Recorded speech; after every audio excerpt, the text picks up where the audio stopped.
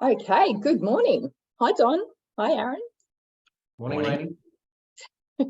So this morning we're going to talk about the Tribe Global Retreat. And I thought it might be worthwhile to do this just to give people a bit of an idea about what these retreats are designed to do. It's kind of titled goal setting, but I think it's a lot more than that. And so I thought it might be worth Aaron in particular talking about, I guess, the genesis of these retreats and offsites and the, what people tend to get out of them. So Aaron, maybe the best place to start is to just ask, I guess, how did you start hosting these offsites and retreats, and what was the genesis behind it? Yeah, so it did start all around goal setting, but not the fact of, anyone can set a goal, right? But the fact that 92% of goals are never achieved. And that really comes down to the fact that, it requires, yes, plans and other things, but ultimately our behaviors. And so this was designed to be a retreat where we could go away and deep dive our limiting beliefs, our thoughts, our habits, our routines, and how we need to behave in order to achieve the things that we want to achieve, not just in a business sense, but holistically. And the reason it became an offsite was having led a heap of missions over to places like UK, US, and Israel, and really building that, suspension of reality and seeing the value of getting out of your normal physical space, getting out of your normal routine, going somewhere with a group of like-minded people who are on a similar journey, and just seeing how that can actually transform human behavior and the learning that can come from a mastermind group like that, like a group of peers. And so, yeah, really designed the offsite to be a suspension of normal reality where we could come together, go deep inside self, reflect, and actually, become the people we need to be to achieve what we want to achieve. So that was its genesis. It obviously came on the back of Peak Persona, which was programs around human performance, and all the learnings and takeaways from that, and putting it into a piece of content that could be consumed over 3 days in a pretty awesome location. Yeah, and I think the location is important, and in particular, as you said, kind of taking you out of your regular environment where you're not thinking you have to get home to the kids and make dinner, and you've actually got a couple of days of consistent time to do all of these activities. I think is really important, and it will be in a beautiful site in northern New South Wales, right? Yeah, so just over the border, beautiful location. We don't reveal where it is, except for the participants who are going. but yeah, it is about suspending a lot of the normal decisions we have to make. So we deliberately, for the 3 days, we take care of every meal. We even give participants a t-shirt so they don't have to choose what they're going to wear each day. And there's no sense of schedule or anywhere else you need to be. So it's completely removing every other decision that participants need to make, so they can just be 100% present in the conversations that are happening. So yeah, I look forward to it each year. It's actually something I need for myself, which is selfishly also another reason why it started as well. Yeah, and Don, you actually started attending these before you actually joined Tribe as a partner. So maybe can you talk a little bit about your perspective? I've been a groupie for a while. Yeah, I mean, for me, I think anybody we interact with in Tribe tends to have that some entrepreneurial vibe or strain or whatever you want to call it, and often at the end of the year and coming into the beginning of the year, you got lots of different pieces of the puzzle in your mind, and you've got somewhere between a to-do list, and you've got the things that you want to achieve, the things that you need to achieve, the things you have to do but maybe aren't all that excited by sometimes, and so just getting a couple of days where you, as Aaron said, gets rid of all those things and start to bring those pieces of the puzzle together. Now, one could do that individually, but you then, I at least find, you sort of start to get stuck and you start to get stale. And when you've actually got a group of 15 to 20 other people that are all at different points of their journey, have different perspectives, different views, and when you have a really safe space, and you can say, well, I want to achieve this, or I'm struggling with that, or this thing has been causing me grief for the last little while. Being able to get just different perspectives on that beach ball that is the issue, I think is incredibly powerful.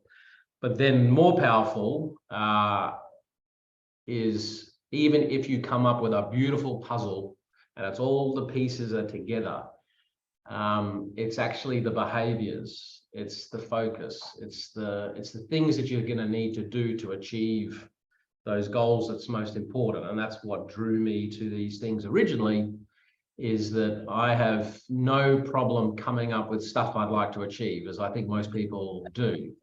I sometimes struggle with the sequence of which to do things, and then the behaviors and the process required to achieve it. And if you can then get out of your normal environment, get into a beautiful space, get, clear thinking, it's just, I think, really important.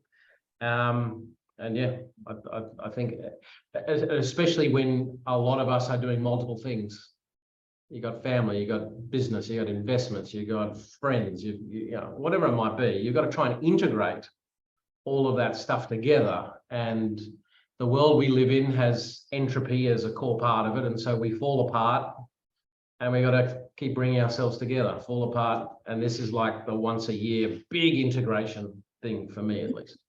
Yeah, no, that's a great summary. And for me though, like I attended last year, and even though the goal setting part was useful, I think, like you said, Don, people who are kind of wired the way we are don't have any problem setting goals, I think.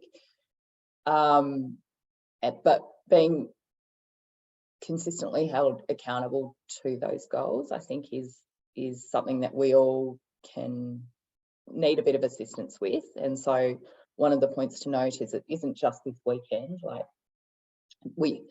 Aaron's devised a way for people to continue to stay in touch and I guess report against those goals, how they're not in a KPI kind of a way, but in a accountability, with accountability in mind. But the bit that I found really powerful about the retreat was what you talked about, Don, where people are saying, well, actually, this is what I'm really struggling with. This is actually where, or I screwed this up 2 years ago, and this is how I'm kind of trying to build my way back up, or how I'm trying to grapple with a divorce, or, a company failure. And so it's that aspect, which is really hard, I think, unless you are in the environment with a lot of other people who kind of know what that's like. It's really hard to share those things with vulnerability and to get the right sort of advice as to how to grapple with some of those things. And I think that for me was really a very powerful and important part of the retreat. So I don't know if you guys find the same thing, but that's the thing that resonated for me. Yeah, I think I saw your Twitter post the other day describing it as group therapy, and that it resonated for me. It's like, yes, and the little intangibles, someone will make a comment about something exactly like you described, like I screwed this up and here's what I learned from it, but just the language they use. I always find there's this moment where I get extreme clarity on something I've been facing just by someone else describing something they've been through. And it's really hard to describe that as a tangible takeaway. But for me, I still have those little expressions or sayings or quotes that live in my head a year or two later. And they just help me, with the next challenge I'm going to face. Yeah. And so that aspect you describe is, it's actually the most valuable part for me. Yeah, and with a group as on one hand broad and on another hand quite focused, there tends to be someone in there that has either seen this pattern before or walked this path before. And none of these sessions, in my view, ever get to a point where it's, here's what you should do. But when you can share, here's some experiences, here's some takeaways, hey, what do you think that means for you? And then post the session last time, there were multiple people still connecting, still unpacking different aspects. And And at the end of the day, we've got this thing that we've got to try and deal with called life, and stuff just keeps popping up. And the faster we can deal with all the stuff that pops up, and sharing that journey with others, I think becomes quite important. Yeah, I agree.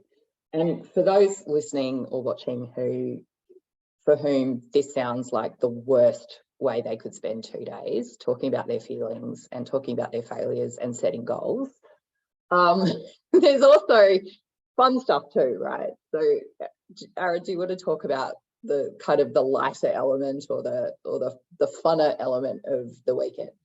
Yeah, so we set a few activities for people to complete coming in, and one of them is a little, sharing a skill that you can teach the others in less than 5 minutes, which is always a ton of fun. Last year it was Don teaching cartwheels, or was that the year before? I think that was the year before, wasn't last year dancing? No. Yeah, there was some dancing last year. Oh, tango. Yeah, there's always something random comes up. The property we're on, we normally have a little tour through and hear about the thought process behind the design of the infrastructure there, which always has a life lesson back in as well. We do a little bit of physical stuff, although that's by personal choice as well, so no one's forced to do anything. Yeah, but physical stuff, like, don't be dissuaded by that. Physical stuff means like a beautiful walk, or yes, a bushwalk, or a hike, or something that's not too difficult. So for all the people that don't like the idea of sharing or then teaching the skill or the physical aspect, don't worry, we still have drinking in the evening. That's right. Yeah, there's some sunset drinks, good wine, all of that stuff as well. Very good wine, some great foods. We get caterers to come in. Yes, so and it's a ton of fun. Like there's a lot of laughs. Yeah, it isn't all sort of downtrodden tough times. There's a lot of fun stuff as well. So I just wanted to make sure that we communicated that. Okay, great. Well, that was really all I just wanted us to be able to kind of talk through. For those who were thinking about maybe attending, if not this year, even next year, we'll do these every year, maybe even twice a year. We'll see what demand is like, because it's been growing quite substantially, and we want to keep the groups really small for the reasons that we've talked about. It's harder to do what we do with a bigger group. So the maximum I think we have is 20. Is that right, Aaron? At a stretch, we could do 22, but okay. Yeah, beyond that, it changes the dynamic. Yeah. Great. If anyone is interested, have a look at our website or reach out to any of us, either on email. It's our first names at tribeglobal.vc, or our Twitter handles, which you can easily find. Mine is just Elaine Stead at Twitter, or at Elaine Stead, sorry. And Don, what was your Twitter handle? That's a very good question. I think it's Don McKenzie 83. So that's really out there and professional. But anyway, you'll find me. Yeah. Aaron? Mine's just at Aaron Birkby, and then there's the Tribe one, which is at Tribe Global VC. Yeah. Great. Awesome. Thanks, guys, and we'll speak soon. Bye. Thank you, everyone.